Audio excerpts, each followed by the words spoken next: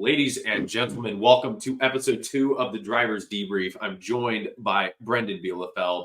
We have a lot of automotive news to talk through, to discuss, and to analyze, including new car releases, both in the EV space and the internal combustion realm. Make sure, though, before we do that, to follow us here on YouTube, like the video, make sure to turn on the notification bell. We will be on Spotify and Apple Podcast here in the coming weeks. But until then, YouTube is the place to be. We also have to give a big special thank you to Power Stop Brakes for bringing you this episode and probably many more, because our computer is perched right now on a set of carbon ceramic brakes for the 2011 Camaro SS. And that'll be going on very soon, and we will be coming to a track near you. Oh, okay, all that crap out of the way. We have some interesting things to talk about. And I guess I'll just go ahead and get started, and you jump in whenever you'd like. So we all know Liberty Walk. They obviously from Japan. They make insane body kits on insane cars, and by insane I mean both cool and, in this case, rather silly. In case you don't know, the AutoZam AZ1 is a tiny little Japanese car that I think makes like 40 horsepower. It's actually just ridiculous. It has like a 4 or 5 speed manual. And Liberty Walk decided that they were going to make a kit for this. So Liberty Walk made a Ferrari F40 wide body kit for an AutoZam AZ1. Thoughts? Do you think it looks good? Yeah, it's not an F40, but it's close enough for whoever has these cars. And for the low price of about $23,000. I think that costs more than the AutoZam AZ1 does. Probably. From experience, it's going to cost a lot more than $23,000 to get that kit. Also, from experience, you're going to wait, we'll say 8 to 10 months at a minimum from the time that you spend your, we'll call it $25,000. Yeah. Before you ever get this. I think it looks absolutely bonkers, because here's the thing: is it looks like an F40 that's slightly smaller. Well, but just slightly. The thing with body kits, the Ferrari body kits, right? The most infamous of them all is the Fiero 308 body kit conversion. It doesn't even, like, all the proportions look off, but to me, the AutoZam AZ1 looks just like a shrunk F40, but the proportions look correct. And maybe that's just me tripping. But it looks small, but still proportional. And it's got gull wing doors. Come on. I mean, if you're into that sort of thing, that's cool. My professional advice would be, if you have a Ferrari F40, go ahead and trash it. And then go get an AZ1. Get an AZ1, because for reference, if you want a Liberty Walk F40, well, if you want the kit, the complete body kit, if you're looking for fiber reinforced plastic FRP, $130,000 just for the unpainted FRP. So that's what? That's like 6 F40 body kitted AZ1s. Yeah. So you and your mates can go hit the tail of the dragon in AZ1s. Yeah. They also have another option that's about $165,000 US dollars. That is not in Japanese pounds or whatever they use over there. Okay. Yeah, all in all, pretty cool. I like what Liberty Walk does. It just takes forever to get it, and it costs an ungodly amount of money. Speaking of costing an ungodly amount of money, Liberty Walk also decided to rebody a Lamborghini Countach, and this led to a lot of people complaining, your Countach loyalists, but then it was being defended by your Liberty Walk fanboys. I will say this: up until the AZ1 and this Countach, I have hated every single body kit Liberty Walk has done. I thought they've always looked like really obscenely wide fenders tacked on to a car. That's all body kits. No, I know, but that Countach looks like a factory GT1 car or something. I think it takes a car that is overrated, and I think it makes it look like it deserves the hype. I think with the body kit, it still doesn't deserve the hype. But enough. Just for reference, they don't even list a price. I was going to say that one's So we'll get back to you on that one. If for those of you who are dying, just chomping at the bit to buy that, looks pretty good. I wouldn't spend my money on a Audi Countach, whatever you want to call it.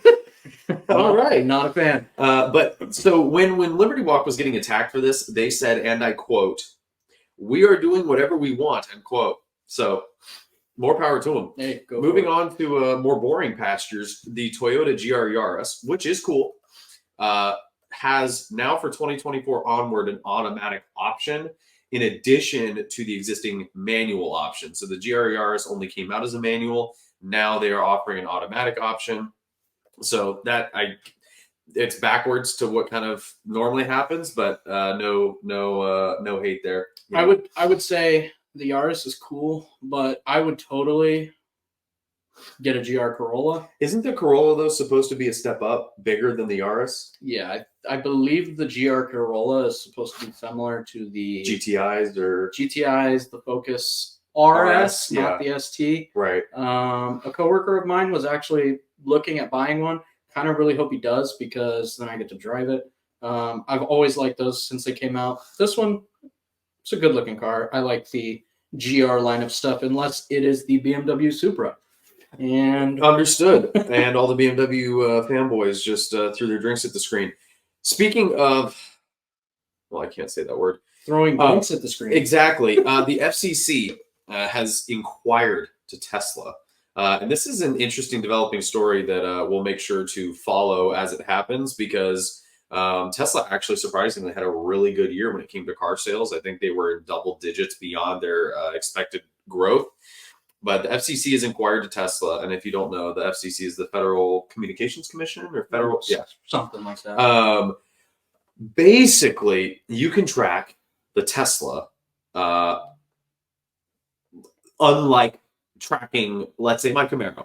And so the FCC is worried that in a relationship in which there is a domestic abuse situation or an abusing partner, that abusive partner could track the victim if they drive a Tesla, which I don't know about you, but when I thought about cars and the future of cars, I never thought about stalking and domestic abuse as a consideration for technological advance. Like, I'm thinking EVs or synthetic fuels, and we'll get to both of those later, but backhanding your girlfriend and then stalking her with her Tesla tracking was not on my bingo card for this year. But at the same time, you look at, and I may speak from experience on this, story for another time, but he does not have a Tesla, by the way. Don't have a Tesla. Mine's in the mail or something. Elon, I'll give you my number. It's a mail order Tesla. When you look at it, any and every way that somebody could, like, when they get pissed off enough, decides that they want to track somebody, going back as far as like blowing somebody up over email or doxing somebody, anything to do with technology at some point. Yeah, it's surprising with a car, but it makes sense, because anything to do with technology, it has always turned into something where it's going to turn around and bite somebody in the ass. Yeah, it's always going to be exploited. Such as location sharing and different things like that through social media. If somebody gets mad, if they're mad enough, they're going to figure out a way to use it against you. So it was only a matter of time for all of these connected cars, honestly, Tesla being the biggest name, I would say, that, yeah, it makes sense. In other news, sidebar on Tesla, they have suspended production in Germany for, I believe, 2 weeks due to something. And was it related to this? No, not related to that. Okay. It was due to shipping in the Red Sea and different things like that. Oh, so no Teslas. No Teslas coming out of Germany because of the Houthis in the Red Sea. Yeah, the Houthi and the Blowfish out in the Red Sea. So speaking of electric vehicles, do you remember when the Cybertruck didn't debut, but when it was on one of its many PR stunts? I'm sure everybody watching will remember that the Cybertruck drag raced in 911, towing a 911. Yes. Yeah. Did you see what's happened? Have you seen the fallout from that? I haven't seen the fallout. Have you seen an update? I haven't seen an update. I haven't seen the fallout. I remember seeing the original video. Right. The comments where everybody, in the YouTube comments were, oh, well, you know, it's a base 911 or whatever, the slowest model you can get. That wasn't me. It wasn't him, but No. I did hear it from him. He got it from somebody else, I'm as you sure. normally do. Yeah. So anyways, I remember that, but I have not seen any follow-up. So Engineering Explained has done some work. They've done a lot of research, and they were doing these experiments and stuff to determine whether or not this video is legitimate. And so I can confirm to you, as reported by Engineering Explained, that the Cybertruck was not quicker than the 911 towing a 911. And this is for a few reasons. There's a part of that teaser video where they cut out to quadrants showing different angles of the race. And if you look at the drone footage compared to the line footage, where it's, you know, the camera that's in line with the finish. Yeah. The drone the whole quadrant camera angles cuts. It finishes when the Cybertruck crosses the 8th mile from the drone camera. And so they ended up exposing themselves because Elon Musk verbally multiple times said, no, it's the quarter mile that the Cybertruck is faster towing a 911 than the 911. So Engineering Explained realized this, and then they also went and just looked at the 8th mile compared to the quarter mile times of both vehicles individually. And the Cybertruck without towing a 911 is slower in the quarter mile than that 911 in the quarter mile. So PR stunts, but technically in this case, Elon is not incorrect in saying it is faster in the quarter mile. How so? Because of the fact that an 8th mile is contained within a quarter mile. If it was faster in the 8th mile, so what you're saying is technically, because it is within the quarter, it is in the quarter. Therefore, right. It is half of the quarter mile within the quarter mile. Well, it's easier to wrap your head around it. So that being said, my Charger was faster in the quarter mile than your Camaro because I was faster in the 8th because I had tires. But see, they both had tires. Understood. So, right. So in this so case, it's not a fair comparison. It's not a fair comparison. That's a my Camaro was undefeated. Yep. No, never. Nobody ever beat it. Yep. Audi is leaving off-road racing this year after 3 years of competition. But interestingly enough, Carlos Sainz Sr. at the time of this recording is actively leading the Dakar Rally, driving for Audi. But last I saw, Sebastian Loeb is cutting into that lead pretty significantly. Road and Track has revealed a 600-mile East Coast rally on the tail of the Dragon through Bourbon Country and more. That is going to be May 7th through 10th, and the registrations have now opened to the public. And I'm not going to lie, if we're on the East Coast, I would absolutely register for that. If we were on the East Coast, I would as well. But Bourbon Country, drinking and driving. Don't do it. Okay. Brought to you brought to you by NHTSA. Smokey the Bear. Only you can prevent drunk driving accidents. One of the 4 Jaguar CX-75 supercars that was made for the Spectre 2015 James Bond film. It's actually been converted to be road legal and is now up for auction, according to Daily Mail UK. Super cool supercar. And I remember when they initially debuted it in late 2013, early 2014, ahead of the movie's launch. The orange one is the one that was in the movie. Yeah. Everybody was like, oh. And then we got to remember, this was 10 years ago this thing was designed. I think it's aged pretty well. So it'll be interesting to see how much that goes for. We'll obviously follow up on that when it sells. Road and Track has written a story that I think is super interesting about a gentleman who drove he still does. He daily drives a 1976 Porsche 911 Turbo, for those of you who are more common with slang, the Widowmaker. It has 725,000 miles on it. That's nothing. Just do a quick Google search for million-mile Chevy. They have actually crossed over the 1 million mile mark, not this little there's a guy this little Panzer 725. That's it. Yeah. Well, so there's a gentleman though that Petrolicious did a story on where he did 1 million miles in a Porsche 356. That's cool and all, but that was like 10 years ago. There's like he's probably at 1.2 now. Talking about you get Silverado 1500, you put 2 million miles on it, you change the oil once or twice, you're good to go. You're good to go for another 3 million at least.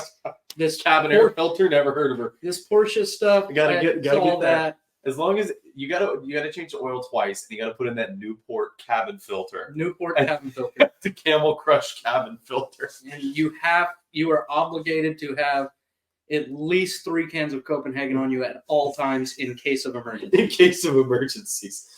Speaking of a can of Copenhagen's, you want to take this next one? Go for it. You talking about great to never do it. Dale Earnhardt's. And I have Lumina / Monte Carlo here because it's an interesting story on this car.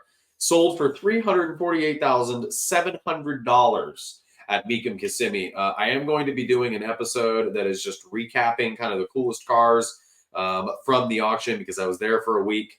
But this car started its life out as a 93 Lumina, 93 or 94 Lumina. And it raced in 94.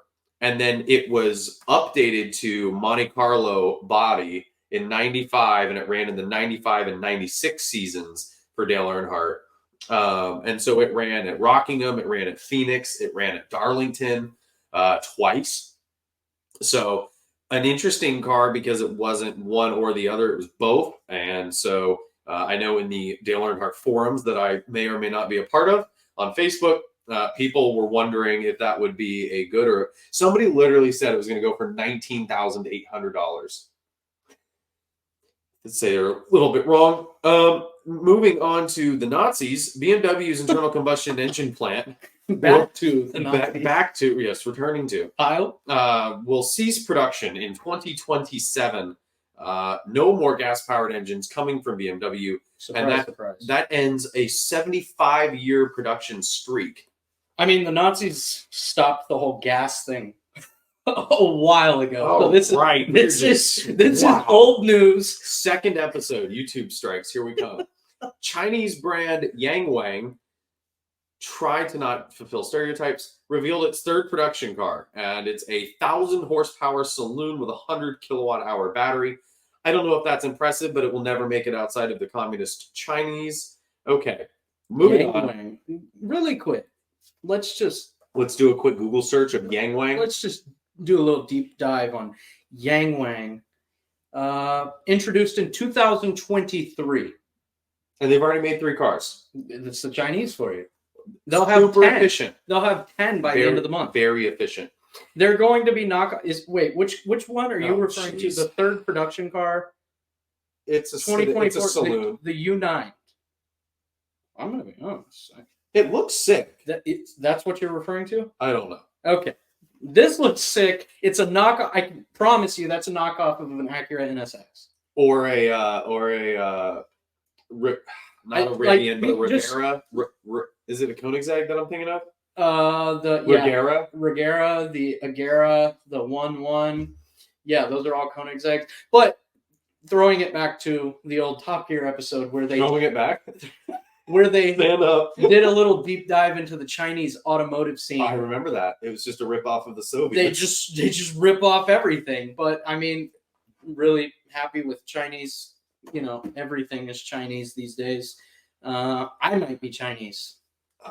Okay, this is impossible to save. Moving on to the new cars. And this is what I'm more excited about. Brennan and I are gonna give me a barf bag before he goes on to this next one because okay. The Dodge Charger is back. Gross. Gross. It looks good. No, it does not. So that is the ugliest car I have ever seen. You are full. And I have seen smart cars. I would take a smart car over this piece of shit. Dodge Charger. It does not look that. It looks like a 69 Charger. It does not. Listen. Okay. Regardless, it's going to be a 2025 model car. We're anticipating that the new Hurricane motor is going to be the base internal combustion power plant because it is different from the Daytona SRT concept. I want to reiterate this because Autoblog, Car and Driver, all these news magazines are talking about how it's just the Daytona concept, but in production form. I can confirm, wink, wink, that's not the case. Trust me, I know people. It's not the case. It is a different car. So the Banshee Charger Daytona concept that was the EV that had everybody up in arms, this is a different car. So don't think it's the same. In case you're unaware of what the Hurricane motor is, it is an inline six twin turbo that Dodge has manufactured that makes about 560 horsepower. Have they put it in anything? No, not yet. It's a brand new motor. So it will blow up. But I could have told you. I'm excited because if this is their base internal combustion motor, I'd be excited to see it paired with a battery to make a hybrid that makes you can easily make 1,000 horsepower. That's the only thing that's exciting about it is what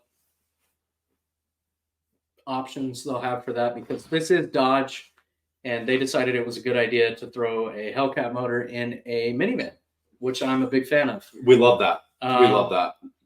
This thing is hideous, though. It looks good. So it is a two-door, which is a return to form. For those again that don't know, the original Charger was a two-door. It's not an original Charger. It doesn't look anything like an original Charger. They are offering a four-door option. The only reason this thing is called a Dodge Charger is because if it has a hybrid option, you're going to be putting it on the Charger every single day. He probably wrote that one while he was on his flight with 4 blue moons in him. And I can't say that. Yep.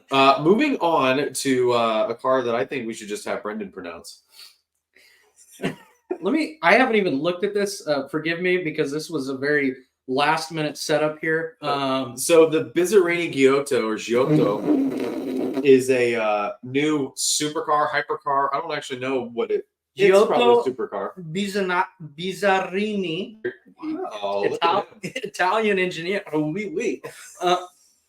That's not Italian, that's French. It is going to be a 2026 year model car. It is a good looking machine. It is intended to pay homage to the original 5300 GT, which, if you don't know, the original Bizzarrini 5300 GT was a 60 sports racer with a Chevy 427 mounted in the middle of it. You should look up the 5300 GT. Well, all I have to say is this thing is absolutely beautiful, and this is what the 296 GTB wanted to be. Well, it also wanted the motor because this has a mid-engine Cosworth 6.6 liter V12. So it has, that's the original. That original car had a Chevy 427 in the middle, or in the front, rather. Yeah.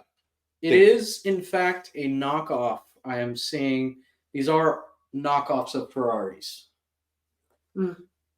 But Chevy powered. Hey. Never heard of Ferrari doing anything good as far as power. Chevy all the way. Okay, moving on to something that has nothing to do with power or design. Well, sort of design. Actually, the design on this one is quite nice. So Hyundai unveiled the new NPX1 concept, and I have a simple line to describe this car. To me, it is if you mixed DTM with an N-line Ioniq. If you don't know what the Ioniq is, it's their little hatch. The N-line is their performance division, and then DTM-ify it. Just throw aero, throw canards, throw dive planes, throw wings. And they brought this car out to debut the new kind of like custom order catalog. It's like the Dodge Direct Connection or some other OEM-supported aftermarket part department. VW has come out with a new SUV called the Tayron. Sounds awfully like the Taycan, and they're all German. It's a 7-seat SUV, and it's replacing the retired Tiguan. Yeah, that's it in white. It doesn't look that great. Horrible. It's a VW. I mean, what do people expect? Porsche, Audi, Volkswagen, Lamborghini. All right. They're all the same. Just annoying everybody in the comment section on YouTube. Staying with the VW theme, the VW has also come out with the ID3, and it is basically an electric GTI with 282 horsepower, but it is rear-wheel drive. Hideous. So you can drift it. Hideous. It is ugly, but you can drift it. On to the next. Speaking of something that is not at all hideous, the Pagani Imola Roadster. This car is just Pagani has never made a bad looking car. Yeah. This one thing about this is it looks. Is it the Zonda? This is the Huayra platform, Right. but the Zonda was the original. So this looks like a Zonda. Just like a refreshed. I think you're wrong. Zonda. Because it looks like a Huayra. It's a Huayra. It's just what it is. It's a Zonda. Look up that's literally what it is, but open top. Right. So like I said, a Zonda. That's a Huayra. This is a Zonda. Look,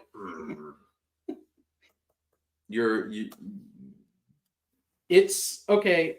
I'm gonna be honest. The Huayra is just an upgraded Zonda, and the Imola Roadster is an upgraded Huayra. So it is a Zonda. The Imola Roadster is definitely something you'll need to look up, but it is a Huayra version of the Zonda Cinque Roadster, which came out in 2012, 2013. And it's basically Targa open top version of the Huayra or the Zonda. Either way, it doesn't matter. You'll never see one. You'll never buy one. It is what it is. Way to be the killer of dreams. It does have that Mercedes AMG turboed V12 behind it for the power plant, so it should make a glorious noise.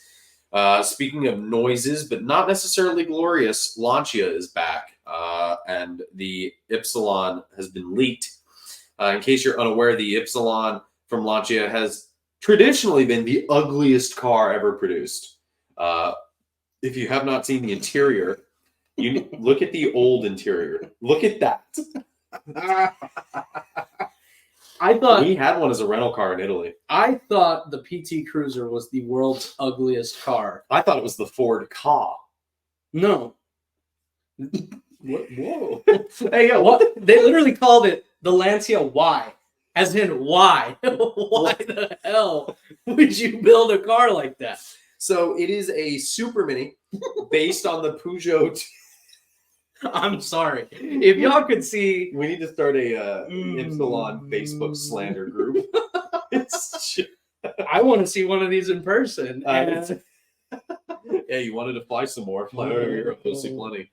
It's based on the Peugeot 208, which is kind of unfortunate because the Peugeot 208 is a cool car. It is a 5-door hatch, and the first edition will have 1,906 examples produced. Examples of what you should not build. Buy. Not build, not buy. Just don't even look at it. Well, let's talk about what's next, because I think this is the second coolest car in this episode. It is the Ring Brothers Charger called the Tusk, and it is a Elephant-powered 69 Charger that's had a few changes made to it. So it's the third Charger that the Ring Brothers have built. It's got a Elephant motor paired with a 6-speed T56 Magnum transmission. It's got Fox RS SV coilovers. It's got a carbon drive shaft. It's carbon bodied. It's got Bayer 6-piston brakes, custom HRE wheels, and Michelin Sport 4S tires. The interior suffers from what all Restomod interiors do, which is they make it so modern that it doesn't look like any one car. It just looks like it looks like a Thrustmaster's sim wheel. Logitech? No, don't slander. I think it is I like the interior. Okay. It's gorgeous. Yeah, it's the car, the car, everything about this car I like. It's probably Dakota Digital Dash, whatever. You wrench on cars. Give me your mechanical thoughts. 1,000 horsepower, T56, Fox coilovers, Michelin's. Yeah, it would be a fun car if you can afford said car. Not a huge fan of the seats, I'm going to be honest. I love those seats, actually. I'm not a fan. The only thing I'm really not a fan of, I don't like the seats. I don't like the wheel. Yeah, the wheel's my biggest problem. The wheel, it looks like a Thrustmaster's wheel. Yeah, it's too big and bulky. I think of older muscle cars, and they should have like a really thin wheel to them. Don't know. That might just be my own ignorance and personal preference. Seats, ugly, whatever. Shifter, spot on. Pistol grip shifter. Pretty good. It looks like it's a Hurst, which would make sense. Linkage. Yeah, which would make sense. lot of carbon going on, which is cool. Those gauges are gorgeous. Yeah, like I said, more than likely Dakota Digital. Don't quote me on that, but you too can buy those. Yeah, and he can quote you on that. Interesting how the oil pressure gauge is maxed the hell out in this Well, picture. it's a elephant. Which that's good. Maybe put a higher reading oil pressure gauge in that, because what good is that going to do you? Under the hood, that engine bay. Oh, yeah. I mean, it's a elephant, which is. I don't even want to know how much that thing costs. I wonder, do they say no? Well, That's gonna be like a $200,000 car. Oh, I was thinking closer to 750 or $1 million, based off all that carbon fiber. Well, like I said, a minimum of 200,000. Yes, it's I'm also not incorrect. It's a minimum of $25,000. I could probably argue. You're gonna spend at least $1 on this car. You will pull out your wallet for this car, or maybe you won't. Apple Pay. So, that's yeah, Google Pay. Yeah, don't forget. Google. Use your ex's Tesla. Their card information's probably saved. The FCC said it's okay. Honestly, I don't see anything wrong with this reasoning. Carbon drive shaft. That's cool. Moving on to a car that Brynden is just going to despise, but I love it. And this is a report by Evo Magazine. I unironically love this car.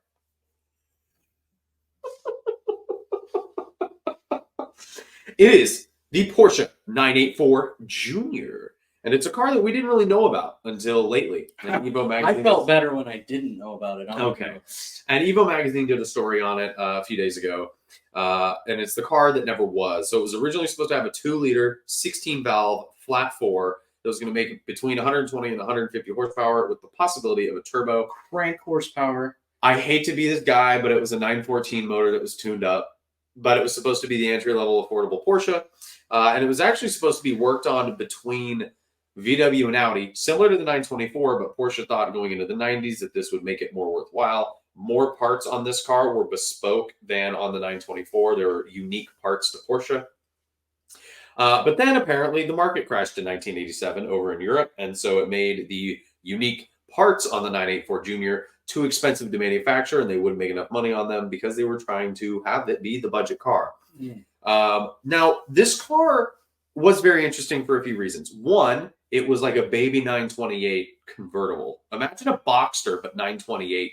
And I think that's very cool. It also invented two things.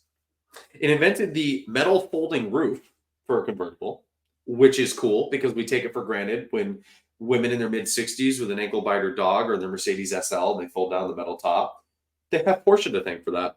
And then they also came up with the multi-link rear axle that was later used on the Porsche 993, 911. Little did you know. It had 911 brakes, 911 steering. The working concept was finished in 87, and it cost new, the same as a Toyota MR2. I'm going to be honest, I'd take an MR2 over. You are full of shit. No, I love MR2s. They're awesome. All of those parts from the 911, guess what number I call if I ever see one in person?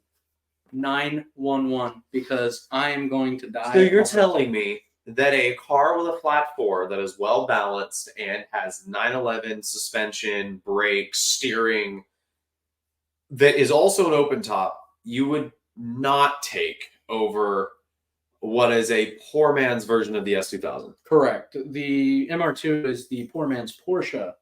Me being the poor man that I am, I would love to have an MR2. Well, to be fair, that never existed. What? That's fine. There's one. That's fine. That's one more than there should be. You really don't like it that much? I don't like it at all. It's hideous. Hideous. The number of cars on this list that we've talked about today that you think are good looking? Hideous. I want an MR2. That's something I would like to add to my garage at some point, because MR2, little LS3 action. Having seen an MR2 on the track, real car with an LS3. Get a real car with an LS3. Yeah, get a Camaro or a C6. I've had a Camaro. Right. So I've get a had C6. A couple Camaros. I've also had a C5. Why would you want an MR2? A lot lighter than a Camaro. A lot lighter and let's than swap a Camaro. 944. There was one for sale, Yeah, you should totally do that. and they wanted like $3,000 for That's not bad. it. Yeah. But at the end of the day, I guess we'll never know. probably won't see me driving that. Moving on to our last car of the day, the 2025 Porsche Macan EV, of which I don't know if you've seen it. I've seen it here in Maricopa doing its long distance testing. It was in a group of 992 Gen 911s, and it was doing its, like I said, its long distance hot temperature testing. Porsche has not officially revealed it, but the car is basically uncamouflaged. It's just got some very mild coverings on it. They have confirmed, as of the time of this recording, that it will reveal next week. Edmunds, and this is what popped it up on my X timeline, and I realized I should talk about it. Edmunds drove an average of 70 miles an hour on a test, and they got well over, and that's a quote, 300 miles of battery charge or battery range. So correct me if I'm wrong, but the unobtainable gold standard for EVs is what, 400 miles on a charge? That's like what everybody's trying to reach. So to be well over 300, I mean, 300 is about average. That's like any EV you can get today can do that. But the fact that the first gen Macan EV, granted they've had experience with the Taycan, is already doing well over 300 in initial tests, right? I mean, we're not even talking it's been out for 6 months and there's been updates to it or software or whatever that's increased its battery efficiency. I think that's really impressive. This is also kind of representing Porsche's last push to the future. But Brynden, this is what I wanted to talk to you about, because I talked about it with actually a few customers at the Mecum Kissimmee auction. But in addition to the EVs, Porsche has been working on for a few years, as Car and Driver reported on in 2021, that Porsche has been working on synthetic fuels. And for people that are out of the loop, synthetic fuels are quite literally what it sounds like. It's like synthetic motor oil, where it is completely banned, lab made. You don't have to drill. You don't have to use up any natural resources for it. And you don't have to make any modifications to your existing vehicle either. You could quite literally pump in synthetic fuel to the engine and it will run same power without an issue. No retune, no reflash, none of that. No carburetor retuning, zilch. It's plug and play. Well, I would hope they're not retuning the carburetor. It's a brand new car. Meaning if you have an old muscle car and you use synthetic fuels, because Porsche is coming up with the technology, but that it'll be Remember everywhere. that time that guy made that car that was powered by water? Yeah, then he got killed. Right. So Don't know who would have done that. It wouldn't be the first time. I can't say. I mean, although if said, well, we didn't say, if supposed interested parties were to try to assassinate Porsche executives, I feel like that would be World War III. We've seen this one before. So Porsche Vice President of Motorsport, Frank Walliser, said that the company will have its first small test batch, 130,000 liters or 35,000 gallons of e-fuel ready by 2022. They did meet that. According to them, it's a CO2 reduction of 85%. And it will have the same level of CO2 as manufacturing an EV vehicle. And this is the coolest thing. Like I said, you don't have to make any modifications to the engine. So obviously since 2021, Sebastian Vettel's been doing F1 activations at Goodwood and other places where he's driving his Red 5, which is Nigel Mansell's 92 Williams Formula One car. And Sebastian Vettel already has these synthetic fuels, and he's been pumping it straight into the V10 and has been running fine. So from your perspective, I'd love to hear what you think, other than whether or not the CIA will assassinate Porsche engineers. I mean, it's cool. It's same as with like an EV. I really don't care about it because I like, classic stuff that pollutes the environment, makes a lot of fucking noise, and It'll make noise. Do it for Dale. I'm like, it needs to smell like corn. No, it needs to smell like toxic everything. Dinosaur fossils. When I fire up my car in a school zone in front of all the kids.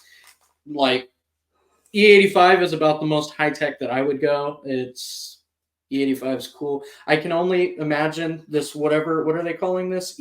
What? I don't know. I just call it synthetic fuel. Synthetic fuels, hydrogen-based fuel. We have seen this before. This is old news. We're not going to be talking about this in a couple weeks. Somebody is about to sleep with the fish.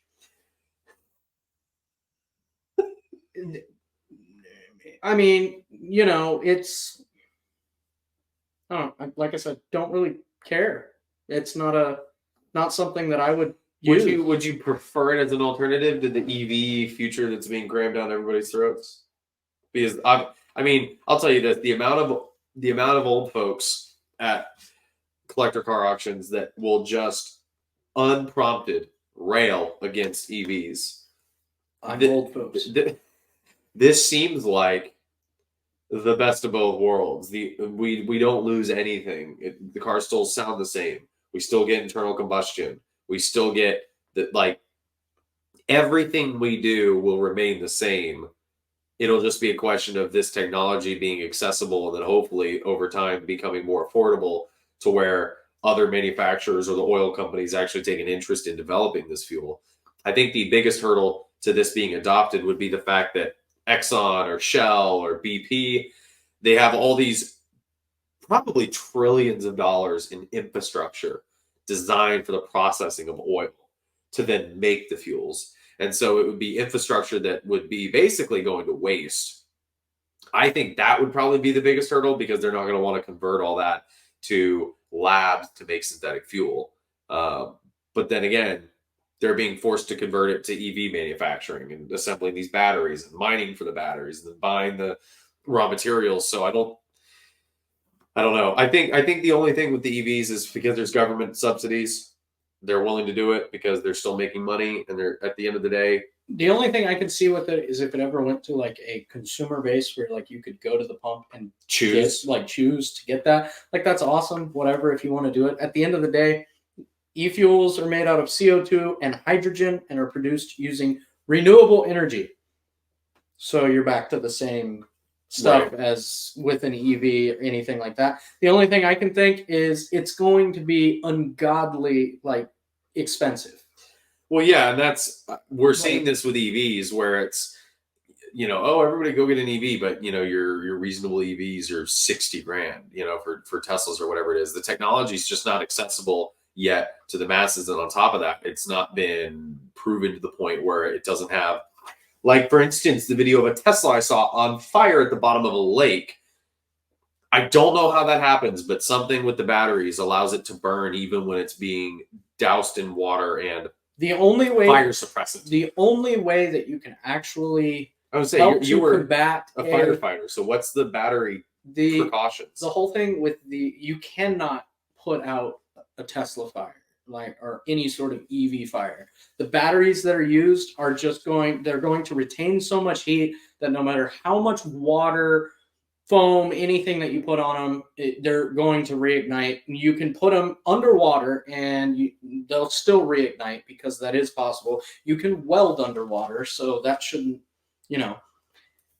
The only way to really combat those things is, and there was a YouTube video a few months ago where a department, I forget which department it was probably like LAFD or something.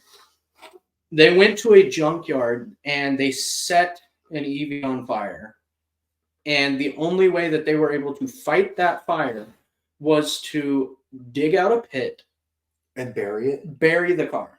Which, if there's someone inside of it, that does not work. Not exactly the most ideal situation. Obviously, getting into all of that, you have all of the technology nowadays and all of these different engineers, because engineers run the world, that on the fire service side of things, they have firefighting blankets that you can use to, a lot of times, there's a lot of departments that have accepted that now, where they'll take them with them on their first due rigs if they come across or I guess it would be on a hazmat truck, but they'll take those with them if they come across a car fire of that sort. They will literally put a blanket over the car.